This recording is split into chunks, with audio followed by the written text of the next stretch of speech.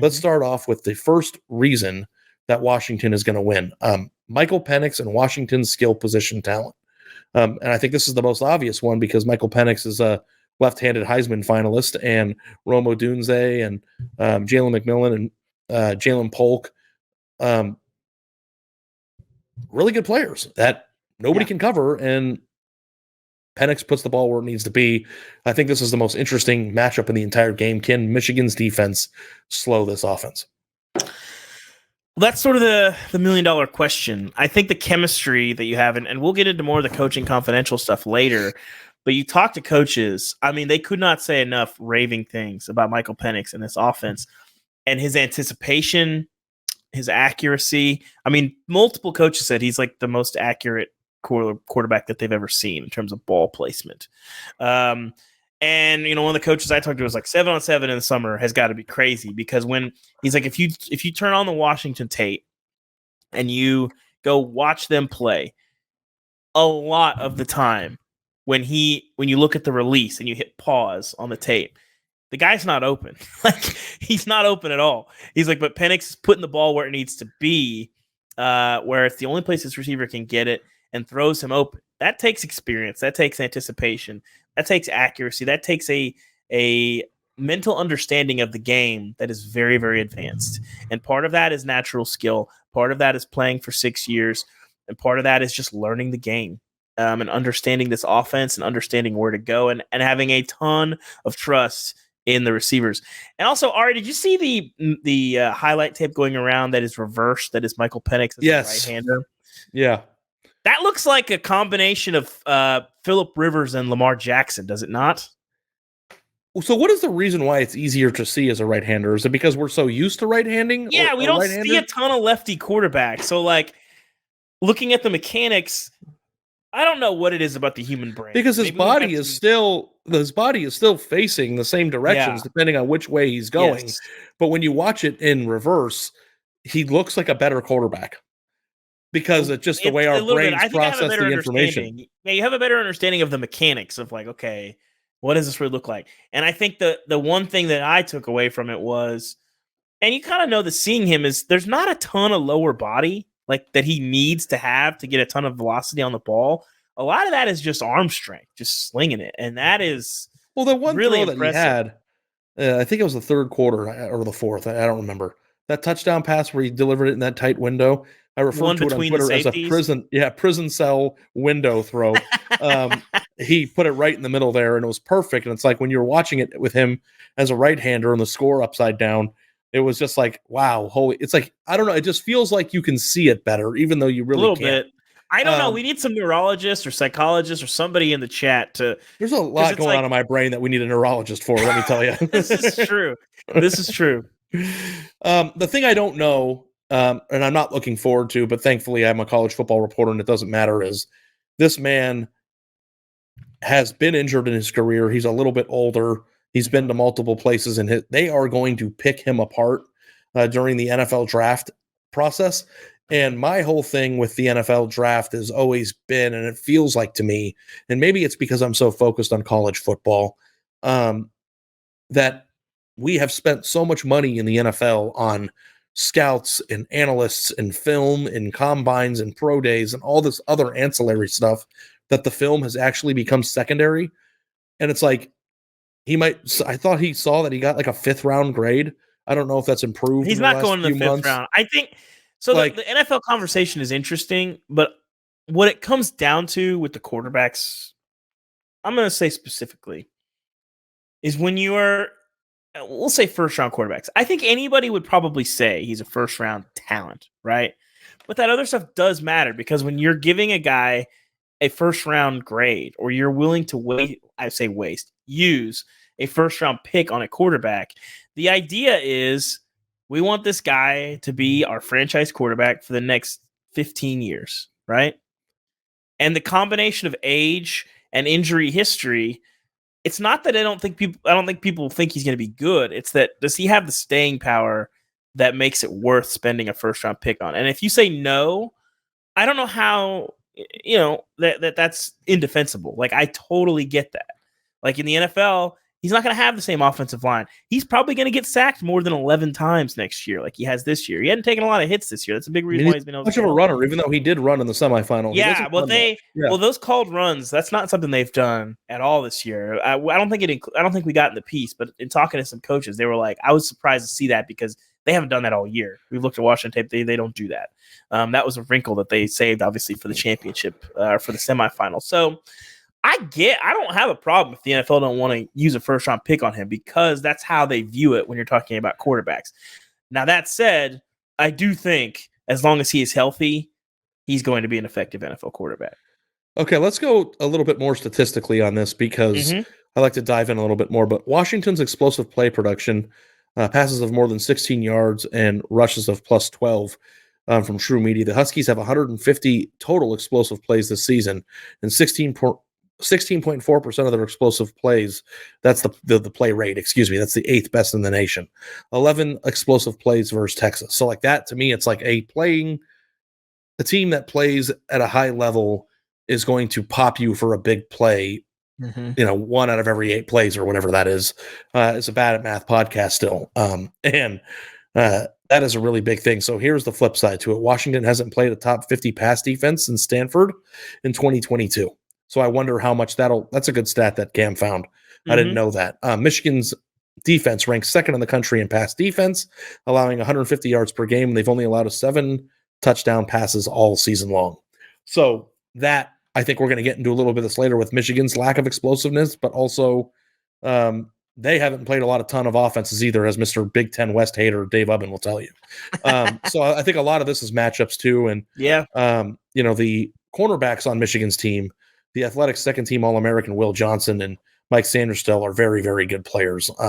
Johnson has been targeted 32 times this season and has allowed 15 catches, 46%.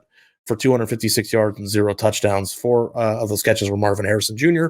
And Sanderstill has been targeted 41 times for 22 catches, 53%, 344 yards and a touchdown, but also has 5 picks. So they're very effective defensive backs.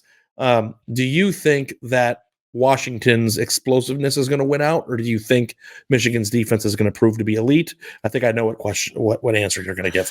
It's not that I think Washington is just going to light up Michigan, but I think having a couple extra explosive plays can change a game. And I think in general, like that Jalen Polk one that they had in the first quarter of the Texas game. Huge. That was huge. It was just a regular pass play right downfield, but he caught it, did a spin move, and ran 40 yards inside the 5-yard line. Like it's that type of thing that those great receivers do. But go ahead, I didn't mean to interrupt you. Oh, you're good. And so at the end of the day, this is still football, and this is still a game in which the quarterback is touching the ball on every play. I think we're in agreement that Washington has a sizable advantage at that position, and that decides a ton of games. It's why they give these guys all the money. It's why they're so treasured in recruiting. It's why they're so treasured in the draft and in free agency, is because it's very valuable. It's the most impactful position on the field. And Washington is good enough up front to slow them down. And I have a lot of questions about Michigan's skill position talent. If they had like a game-breaking-ish receiver, I think we'd feel differently about this. I mean, we've had this conversation all year. Roman Wilson, Cornelius Johnson are good players, but they're not Jalen Polk. They're not Jalen McMillan. They're not Rome Odunze. Different level of guys. And so I think that you can make enough plays to make the difference here. But this is what's really interesting about these games is I'm trying to think of the last time we had a national championship that was this contrasting in styles. I was talking to some people. I'm still annoyed that we didn't get in 2011 LSU and Oklahoma State, because that would have been probably the closest thing. You bring this up a lot. Yeah. Because it's annoying. That was ridiculous that we had to watch Bama and LSU play again. 2 teams that we already saw play, and nobody wanted to see the so-called game of the century again. And then LSU couldn't cross the 50-yard line. Wasn't it 6-3 the final score of that game? The first one was. It was 21-0 in the second one. Oh yeah, that's right. 14-0 for most of the game. Nobody wanted to see those games, but these contrasting styles are interesting because it's unpredictable. You don't really know how which side's going to win, because the immovable object or the yeah. Washington hasn't played a defense like this. Michigan hasn't played an offense like this. This is interesting here, Dave.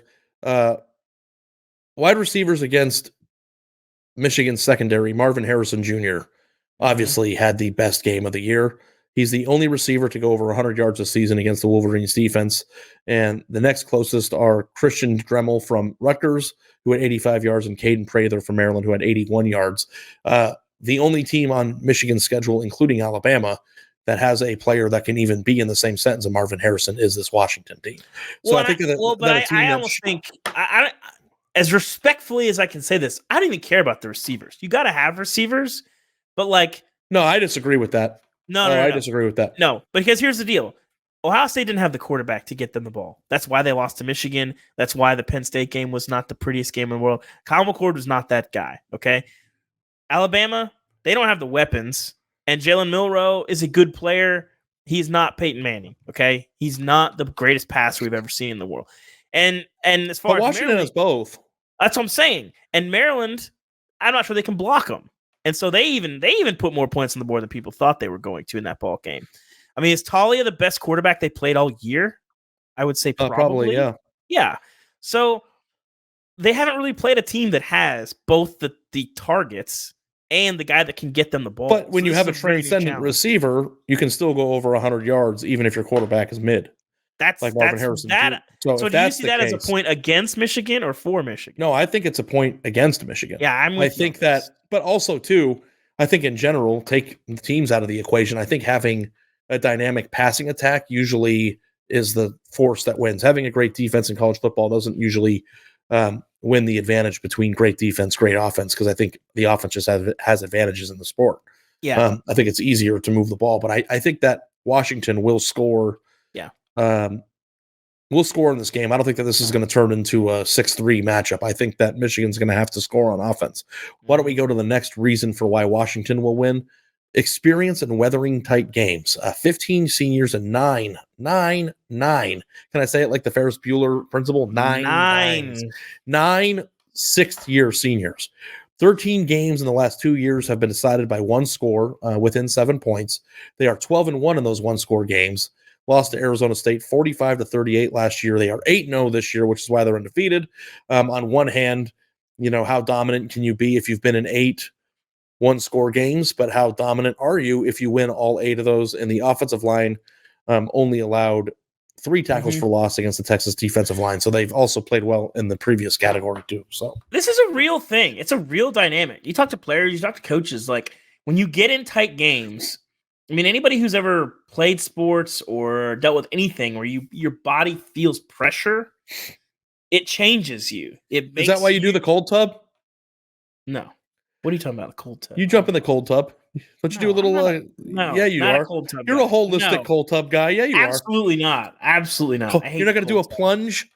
You do it for like a minute and a half. You get out. I've done them in the past. Like the one time it's when your body feels pressure. So anyway, this is a real thing. Okay, if you get in a tight situation and you are able to continue operating at peak performance, this is like, I'm a big golf guy, right? This is the whole Tiger Woods corollary. Okay, Tiger Woods at his prime broke golfers because they're playing with Tiger Woods. It's a big major. Like, people melted when they played with him. Well, guess what Tiger Woods does? He plays golf with Tiger Woods every single day.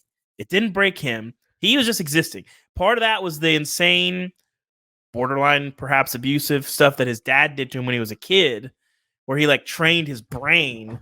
And Tiger does some of the stuff with Charlie too, of like, you're just unflappable. And I think when you're in Michigan, you've been in this many tight games. If Michigan's down 3 with 8 minutes left and they're punting away, they've been there before. Like, they're not going to freak out. And Michigan, this is a Washington advantage. Yeah, exactly. That's what I'm saying. And so when you can be in those tight situations and feel the weight of the entire season, for some of these guys, their entire life at stake in these next 10 minutes, and still be at peak performance, that is a skill, and that is a very valuable thing in games like this. Because you know what I think it is, Dave, that you didn't mention? Here's what I think it is. Mm-hmm. Not only has Washington been high leverage moments, but I always think that Kalen DeBoer has the perfect anecdote for whenever they're in those moments too. Mm-hmm. I think they have a tremendous offensive coach. I think that they have an offensive coordinator that has great design. And like in that fourth down call that they went for on their own 29, which was my favorite play call, maybe of the last decade. And they had that like backwards It was read. awesome. I had never seen that play design before. They had it ready to dial up in the perfect moment. And that's the thing that I admire the most about Washington. And if, we're not going to go into the deep depths of coaching brain, but I think, I've covered a team in my past, Mr. Ohio State Homer, that hasn't really been that imaginative and just relies on their talent to win all their games. And I admire Jim Harbaugh for this reason too. They have an NFL approach to it where they break down their opponent and they break down what they can do, and they have an answer matchup wise in the perfect critical moments to make plays in the game deciding plays. So it's not just finding a way to win in close leverage or high leverage close games. It's also having the answer for those scary moments to make you feel more prepared, right? Don't they, what they say, preparation is the grand eraser for nerves. Like you're That's not actually nervous true, because you actually are prepared for those moments, which is the coaching thing too. Like I rolled my eyes a little bit at the notion of this one because Michigan just won an overtime game against Alabama on Monday. So like they also and they also were in a close game against Ohio State. Like if they didn't hit Kyle McCord on the last drive there, they could have lost. Their last two high leverage games were close. So, but I also think that doing it 8 times out of a 12 game schedule and doing it 2 out of the last 3 games is a little bit different. But I also admire Kalen DeBoer in his offensive philosophy of trust yourself because we have the answer. That to me is the best thing about this.